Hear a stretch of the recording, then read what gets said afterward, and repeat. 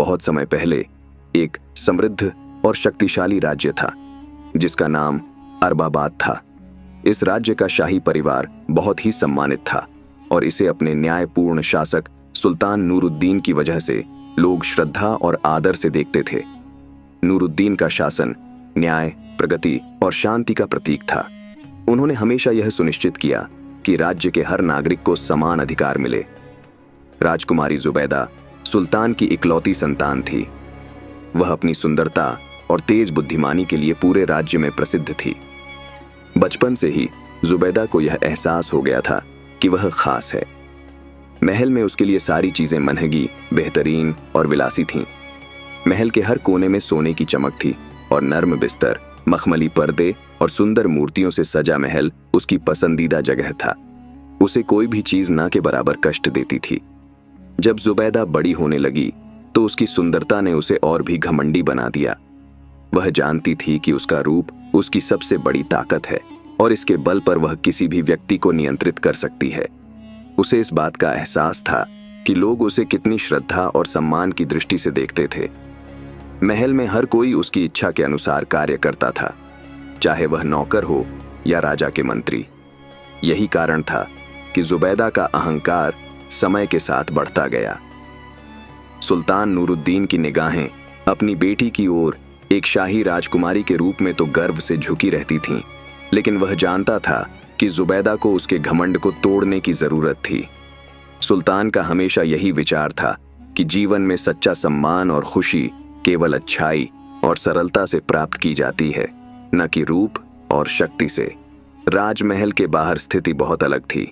राज्य के बाहरी इलाकों में गरीब किसान और मजदूर लोग रहते थे। ये लोग दिन रात मेहनत करते थे, लेकिन उनके पास केवल रोटी और पानी ही था। जुबैदा को कभी इस जीवन से कोई वास्ता नहीं था। उसे हमेशा यही लगता था कि यह जीवन उस जैसे शाही परिवार के लिए नहीं है। उसे केवल अपनी सुंदरता, वैभव और शाही जीवन ही सर्वश्रेष्ठ लगता था। जुबैदा का घमंड और अहंकार राज्य के भीतर विभिन्न घटनाओं के रूप में स्पष्ट होने लगा था। वह हमेशा अपने दरबार में सबसे श्रेष्ठ और सबसे सुंदर होने का दावा करती थी। एक दिन राज्य के सबसे बड़े विद्वान मंझले शेख ने अपनी पुस्तक के बारे में उसे बताया, जिसमें वह एक अद्भुत अध्याय जोड़ रहे थे जो गरीबों और शोषितों के अधिकारों पर आधारित था। राजकुमारी ने इस पर हंसी में जवाब दिया, तुम जैसे लोग जो दिन रात मेहनत करते हो, तुम्हारे लिए ये किताबें लिखने का क्या मतलब? तुम्हारा काम बस पैसा कमाना और सिर झुकाना है। शेख को यह बात बहुत बुरी लगी, लेकिन उसने शांति से कहा, राजकुमारी, आपके शब्दों में ज्ञान की कमी है। दुनिया केवल सुंदरता से नहीं चलती, बल्कि मेहनत, बलिदान और समझ से भी चलती है। लेकिन जुबैदा के लिए यह बातें केवल बकवास थीं। उसे किसी से भी जीवन के वास्तविक पहलुओं की समझ नहीं थी। महल के भीतर सुल्तान भी यह देख रहे थे कि उनकी बेटी के दिल में कितनी कठोरता बढ़ रही थी, और उन्हें यह विचार आया कि शायद अब उसे जीवन का असली मूल्य समझाने का समय आ गया है। इसलिए सुल्तान नूरुद्दीन ने एक ऐसा कदम उठाने का फैसला किया जो उन्हें पूरी तरह से तैयार नहीं था। उन्होंने किसी अच्छे मार्गदर्शक या शिक्षक के रूप में न केवल एक साधारण व्यक्ति का चयन किया, बल्कि एक ऐसे व्यक्ति को चुना जो जुबैदा को सबसे गहरी शिक्षा दे सके। यह व्यक्ति था एक बूढ़ा फकीर। महल में एक दिन एक अजनबी बुजुर्ग व्यक्ति आया। उसकी दाढ़ी सफेद और लंबी थी और उसकी आंखों में गहरी शांति और ज्ञान की चमक थी। वह साधारण कपड़े पहने हुए था और उसके चेहरे पर एक दयालु मुस्कान थी। उसके पास कोई घोड़ा या सेवक नहीं था जो उसके रुतबे का प्रतीक हो, बल्कि वह अकेला ही महल में प्रवेश कर आया था। महल के गेट पर खड़ा पहरेदार थोड़ा उलझन में था, क्योंकि वह समझ नहीं पा रहा था कि यह आदमी कौन था। कुछ समय बाद फकीर सीधे सुल्तान नूरुद्दीन के दरबार में आया और बिना किसी भय के सुल्तान के सामने खड़ा हो गया। सुल्तान ने उसे देखा और उसके चेहरे पर एक अजीब सी आभा महसूस की, जैसे वह किसी गहरे ज्ञान का भंडार हो। फकीर ने नर्म स्वर में कहा, सुल्तान, मैं आपके राज्य में एक उद्देश्य से आया हूं। मुझे आपकी बेटी से शादी करनी है।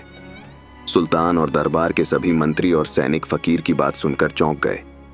ये एक अजीब और अप्रत्याशित प्रस्ताव था।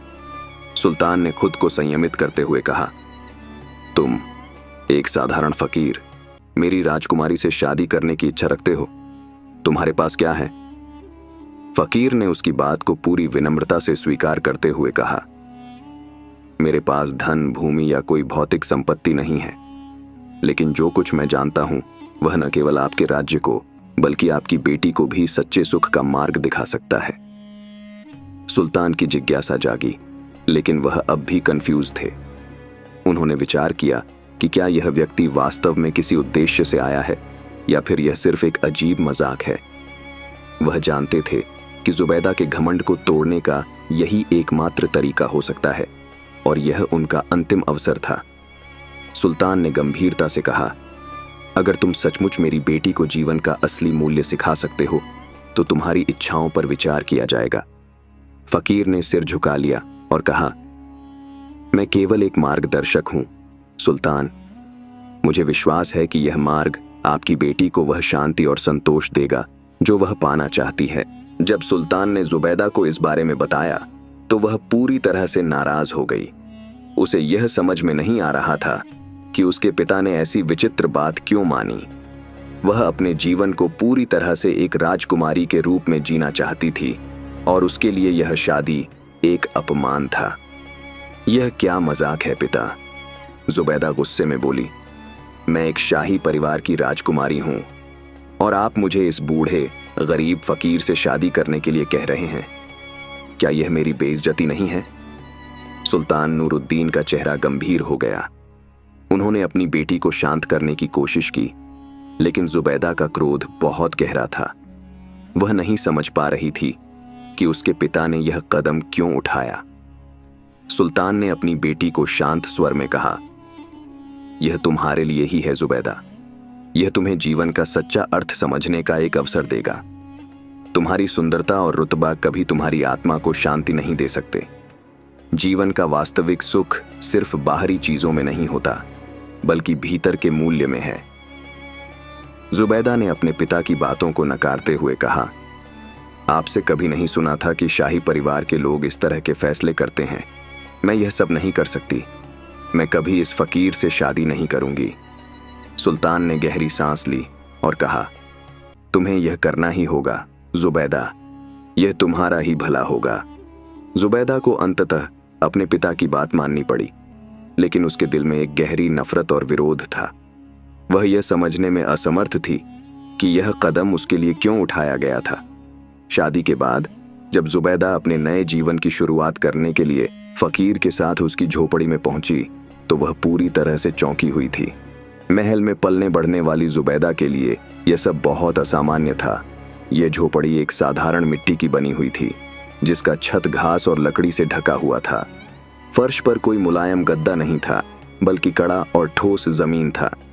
झोपड़ी में एक साधारण चूल्हा रखा हुआ था और एक कोने में कुछ जलती हुई लकड़ियां रखी हुई थीं। जुबैदा के लिए यह जगह पूरी तरह से अपरिचित और असहनीय थी। वह यह सोच रही थी कि वह कितनी छोटी और सामान्य सी जगह में फंस चुकी है। जैसे ही उसने झोपड़ी का दरवाजा खोला, फकीर ने उसे आदेश दिया, तुम्हें यहाँ नए नियमों के अनुसार काम करना होगा बेटी। यह वह स्थान है जहाँ तुम्हें सच्चे जीवन का अनुभव मिलेगा। जुबैदा को फकीर की यह बात असहनीय लगी। उसने गुस्से में आकर कहा, मैं राजकुमारी हूँ और यह स्थान मेरे लिए नहीं है। मुझे वापस महल जाना है। लेकिन फकीर ने शांत भाव से उसे समझाया, यही जीवन का वास्तविक अनुभव है जुबैदा। जब तक तुम इस घमंड को नहीं छोड़ोगी, तब तक तुम्हें सच्ची खुशी नहीं मिलेगी। जुबैदा ने उसे नजरअंदाज किया और तुरंत चूल्हे पर जलाने के लिए लकड़ी रखने की कोशिश की, लेकिन उसे समझ में आया कि यह काम बहुत कठिन है और उसे इस स्थिति में काम करने का कोई अनुभव नहीं था। वह कुछ समय तक असफल रही और झोपड़ी में ठंड के कारण उसका चेहरा सुर्ख हो गया। उस दिन के बाद जुबैदा को नियमित रूप से घर के कामों में लगे रहना पड़ा। पानी लाना, लकड़ी काटना, खाना बनाना और चूल्हा जलाना। महल में कभी इन सब कार्यों का उसे कोई अनुभव नहीं था, क्योंकि महल के अंदर हर चीज को करने के लिए नौकर चाकर होते थे। पहले कुछ दिन जुबैदा के लिए बहुत कठिन थे। वह रात भर ठंड से कांपती रहती और सुबह सूरज उगने से पहले उसे जलते हुए लकड़ियों को इकट्ठा करना पड़ता। उसे अपने शरीर की थकावट और दर्द का एहसास हो रहा था, लेकिन फिर भी वह फकीर के उपदेशों को नकारती रही। वह बार बार सोचती, ये सब क्या है? क्यों मैं एक फकीर के साथ इस बेजान जगह में रह रही हूं? क्या यह सच में मुझे कोई लाभ देगा? एक दिन जब वह पानी लाने के लिए नदी के किनारे जा रही थी, तो रास्ते में एक बूढ़ी महिला मिली। महिला की आंखों में एक गहरी चिंता और दर्द था। वह जुबैदा से बोली, बेटी, तुम बड़ी मेहनत करती हो, लेकिन तुम जानती हो, क्या तुम्हें अपने कर्तव्यों का सही अर्थ समझ में आता है?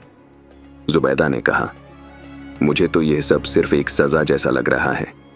मैं सिर्फ महल में रहने वाली राजकुमारी हूं। मुझे ये काम नहीं करने चाहिए थे। महिला ने जुबैदा की आंखों में देखा और कहा, मेरे प्यारे, जो तुम्हें लगता है वह सिर्फ तुम्हारा भ्रम है। जीवन का असली सुख केवल अपने कर्तव्यों और दूसरों के लिए काम करने में है। जब तक तुम यह समझ नहीं पाओगी, तुम कभी खुश नहीं रह पाओगी। इन शब्दों ने जुबैदा के दिल में हलचल पैदा की। वह सोचने लगी, क्या यह सच है? क्या जीवन का असली सुख इतना सरल है? यह पहली बार था जब उसे फकीर के उपदेशों का कुछ असर हुआ। उसने महसूस किया कि वह वास्तव में जिन चीजों को घृणा करती थी, उन्हीं में एक गहरी समझ और शांति हो सकती है। साथ ही जुबैदा ने महसूस किया कि उसकी स्थिति को बदलने के लिए केवल मानसिक और शारीरिक मेहनत की आवश्यकता नहीं थी, बल्कि उसे अपनी सोच को बदलने की आवश्यकता थी। एक दिन जब वह पानी लाने के लिए नदी से लौट रही थी, उसने देखा कि फकीर एक पेड़ के नीचे बैठकर ध्यान लगा रहे थे। वह धीरे से उनके पास गई और पूछा, फकीर जी, क्या आप मुझे जीवन का असली मूल्य समझा सकते हैं? फकीर ने अपनी आंखें खोलते हुए मुस्कुराया और कहा, अब तुम इसे समझने लगी हो जुबैदा। जीवन का असली मूल्य सेवा, सादगी और संयम में है। जब तुम अपनी ताकत और धन का इस्तेमाल दूसरों की भलाई के लिए करोगी, तभी तुम्हें वास्तविक सुख मिलेगा।